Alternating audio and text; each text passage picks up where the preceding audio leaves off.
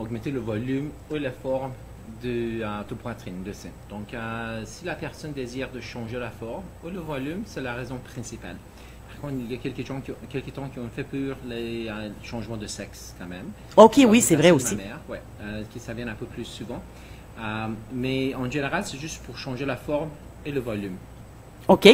Et qu'est-ce qu'il faut considérer avant de se lancer dans une augmentation mammaire? Est-ce qu'il y a des choses à considérer, peut-être des facteurs qui peuvent nous empêcher d'avoir ce genre d'opération?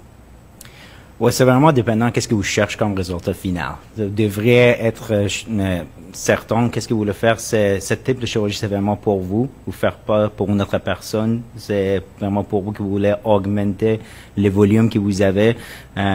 Plus fréquemment, ça arrive pour le patient avec perte de poids important, avec après une grossesse, que vous avez perdu vraiment le volume, partie supérieure de votre sein. Vous devez aussi considérer qui fait votre chirurgie. C'est vraiment important. Vous trouvez une personne qui a des expériences pour faire une augmentation mammaire. La chirurgie, c'est pas vraiment une chirurgie longue, mais quand même, vous devez avoir assez d'expérience pour faire cette chirurgie, parce que si mal faite, ça peut causer problèmes et complications que c'est pas facile pour corriger. L'autre important, c'est vraiment d'avoir une bonne santé. Pour une personne en bonne santé, que vous voulez vraiment augmenter le volume de poitrine. C'est vraiment pour ça. Donc, il faut vraiment être en santé. Oui, c'est un facteur important, que ce soit bien fait aussi. Mon Dieu, on en voit des choses des fois dans des émissions, des dégâts causés par des mauvaises chirurgies, des seins qui sont pas égaux, qui sont pas, mon Dieu, ou des problèmes aussi qui peuvent arriver, d'infections, des choses comme ça. Exact. Donc, c'est vraiment, ça fait peur si on choisit pas la bonne personne. Là, ça peut être assez, ouais. L'augmentation, vraiment, c'est deux façons qu'on peut faire. Ça pourrait faire par le prothèse mammaire, qui est très souvent connu, et ça pourrait faire par le transfert du gras. Ah donc, oui, OK. Quand on fait l'augmentation mammaire par le prothèse, ça c'est vraiment aussi c'est touchy, parce que comme vous avez mentionné, c'est tout pour le pocket, pour la place qu'on met le prothèse. Donc, si c'est pas fait bien, quand vous avez mentionné, les mamelons sont ouest et est. Ouais, mais c'est qui ça. sont en prothèse plus haut de d'autres, et c'est très difficile de corriger par la suite. Oui, exactement. Parce que c'est déjà fait. La pocket est là. Donc, de corriger quelque chose qui s'est formé, c'est très difficile. Ah oui, je comprends, parce que ça s'est comme placé dans le corps, là. Donc, après ça, c'est difficile à ramener. Mais de prendre du gras quelque part et de le mettre ailleurs, j'aime beaucoup ça, moi. J'aimerais ça. Pouvez-vous le prendre? Moi, je peux vous en donner pour d'autres chirurgies. Ah, oui. Tout le monde voudrait donner du gras, je pense. C'était possible. Je demande très souvent. Quand même, tout le monde à notre clinique donne les gras. Oui, bien sûr. Mais, oui, vraiment, c'est une chirurgie que j'adore. C'est une chirurgie que vraiment j'adore, mais c'est une limitation pour ce type de chirurgie. Augmentation mammaire, je dis à toutes les patients, durant la consultation, c'est quelque chose de statique. C'est quoi ça? Ça va donner exactement qu'est-ce qu'on a choisi ensemble durant la consultation. Par exemple, si vous avez choisi 350 cc, vous allez rester avec 350 cc dans 10 ans, parce que ça ne partit pas. Gras, c'est dynamique. Ça change avec vous. Si vous prenez de poids, ça augmente. Si vous perdez de poids, vous perdez de volume dans la selle. Oui. Et le maximum augmentation qu'on peut faire dans chaque séance, c'est comme une demi-cup. Par exemple, si vous êtes une C, vous voulez avoir un gros C. C'est impossible d'avoir double D, triple D, quelque chose comme ça. C'est possible si on retourne plusieurs séances à faire votre chirurgie dans la plusieurs séances.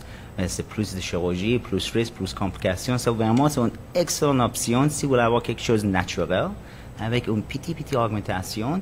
Vous n'avez pas besoin pour changer ça dans la future. Et si vous êtes dans un poids idéal, vous n'avez pas vraiment beaucoup de fluctuations des poids. Ouais. L'autre que c'est trop intéressant, c'est la partie qu'on va faire de liposuction. Parce qu'on va contourer, on va vous donner une excellente forme et vous allez avoir le plus beau sein. Ah, ça, c'est merveilleux, ça. Je pense que c'est le rêve de tout le monde. D'en enlever quelque part et en mettre ailleurs. Parce que moi, je trouve ça bien intéressant. Dans les types de prothèses, qu'est-ce qui existe maintenant? Il y a deux types principaux de prothèses. La saline ou le silicone. Ah, le silicone, ça existe encore? Oui, bien sûr. Moi, je pensais que c'était complètement banni, là. Non, pas du tout. Par contre, c'est le plus souvent utilisé le silicone. Le gel cohésif, le gummy bear, que les gens connaissent. Donc, les deux, l'approche, c'est faite par silicone. La différence, c'est quoi des dents? Ah, oui. Donc, okay, pour la prothèse de saline aussi, l'approche, c'est silicone. Donc, le prothèse saline, c'est au physiologique dedans. Donc, c'est vraiment, c'est un sac remplir au physiologique. Silicone, par contre, c'est un sac de silicone qui est rempli par silicone médical. Donc, il y a l'avantage de chaque. Personnellement, au niveau de l'esthétique, le prothèse silicone, c'est plus beau. Ah oui? Parce que quand vous allez toucher, ça résonne plus comme le tissu mammaire. Vraiment, ça résonne comme le tissu normal. Oui. Le prothèse saline, c'est une prothèse remplie par de l'eau. Donc, vous allez toucher, ça purée un peu dur. C'est plus dur avec, le saline. Parce que c'est de l'eau dedans. C'est un sac rempli par l'eau. Il y a davantage de chaque. Le prothèse saline, on peut ajouter le volume, on peut diminuer le volume. Donc, plus tard, si vous allez changer votre idée au niveau du volume, c'est faisable. Le prothèse silicone, il faut changer le prothèse silicone. Ah, au complet. Mais au niveau de l'esthétique, au niveau de touche, moi, je préfère vraiment le silicone. Et est-ce qu'on doit changer les prothèses après un certain temps? Ou on garde ça forever, comme on dit? C'est la même chose. Durant la consultation, je dis à toute la patiente, pensez que comme vous avez, on achète une voiture. Okay. Ça peut que vous avez un problème avec cette voiture dans 6 mois. Ça peut que vous avez des problèmes dans 15 ans. Okay. Est-ce que vous devriez vraiment changer chaque prothèse dans 10 ans? Pas vraiment. Si vous n'avez pas de problème, tu peux garder ça. Non, vraiment non. Si vous n'avez pas de problème, tu peux garder pour toute la vie.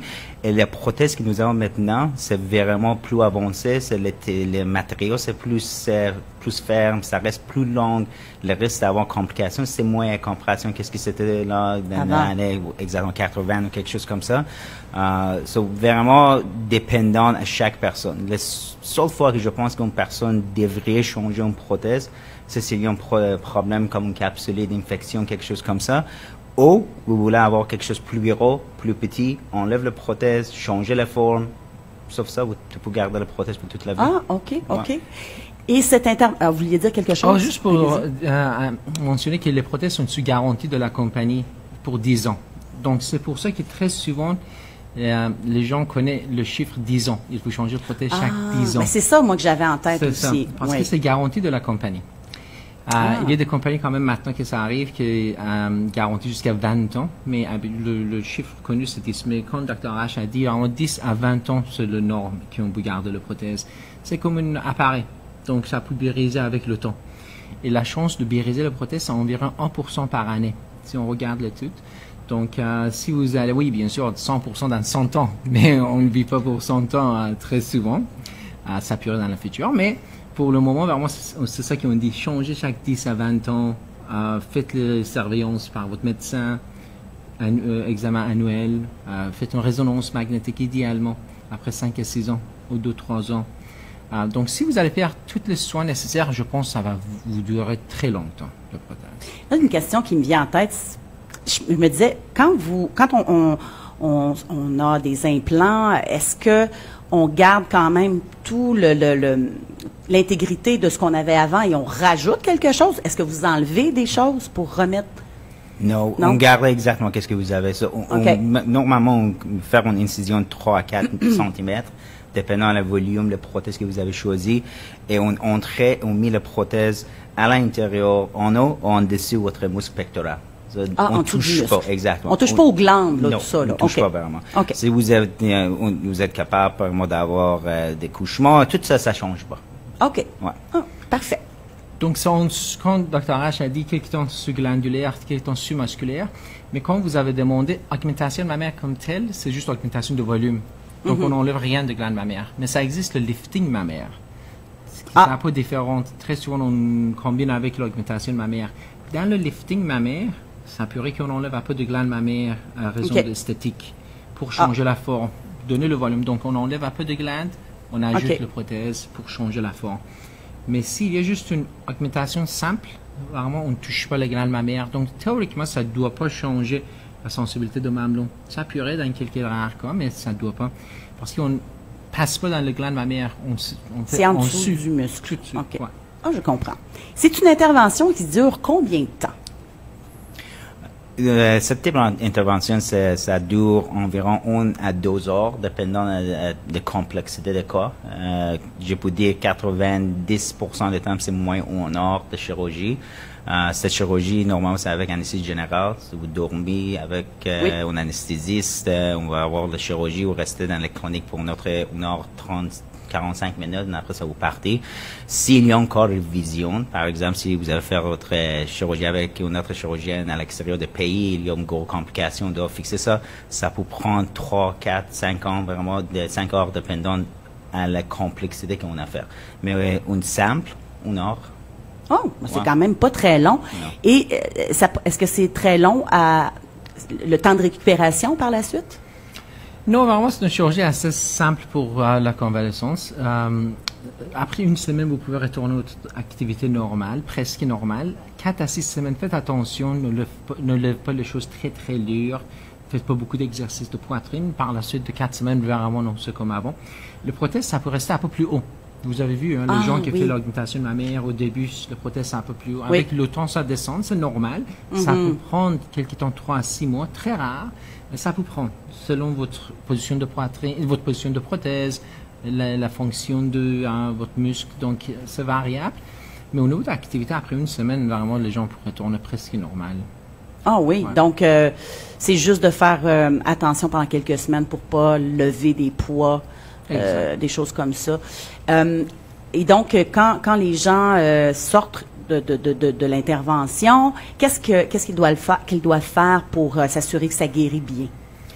Vraiment, juste rester tranquille, faire pas vraiment activité physique, gym, yoga, quelque chose comme ça, parce que ça peut causer l'infection. OK.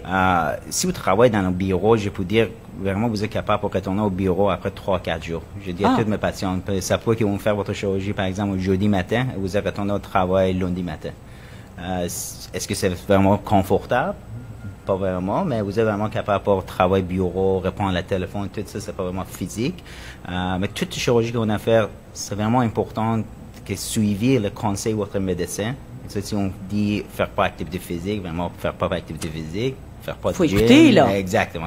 C'est 90% du temps, malheureusement, si une complication arrive, après quelques jours de chirurgie, c'est vraiment le patient qui écoute pas. Fumer, vous n'êtes pas capable. Dans ma pratique, je dis à tous les patients, minimum 4 à 6 semaines avant la chirurgie et après la chirurgie, ils ne fument pas. Parce que ça peut causer... De pas fumer? Exactement. Okay. Parce que fumer, ça peut changer, ça peut causer l'infection, ça peut causer une plaie, ça diminue la possibilité de guérison de votre plaie. Dans ma pratique, minimum 4 à 6 semaines avant, 4 à 6 semaines après, vous ne fumez pas. Si vous fumez, je ne touche pas. Je ne vais faire pas votre chirurgie. OK. Mais est-ce que vous êtes capable de dire, elle a fumé, elle, ça sent la fumée? Non, vous pouvez sortir. Ouais, on ne fume pas. On ne fume pas. Surtout pour fumer, n'importe maintenant, il n'y a pas beaucoup de personnes qui fument.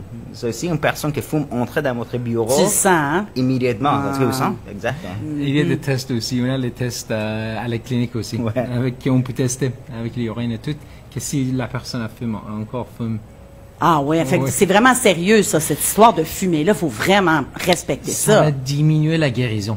Ah vous avez oui, une prothèse en dessus. Donc, vous avez une coupe étrangère. Imaginez que si jamais ça ouvre la plaie, ça infecte, c'est désastre.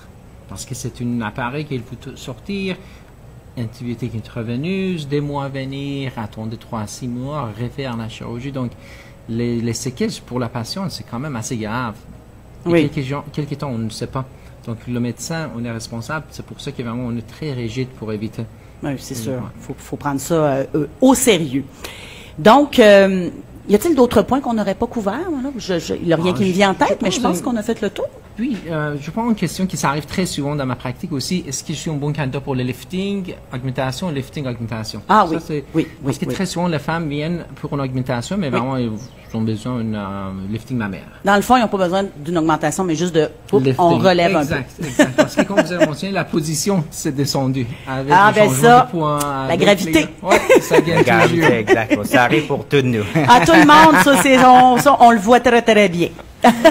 Donc, avec le lifting, on bouge vraiment, on modifie la position de aréole.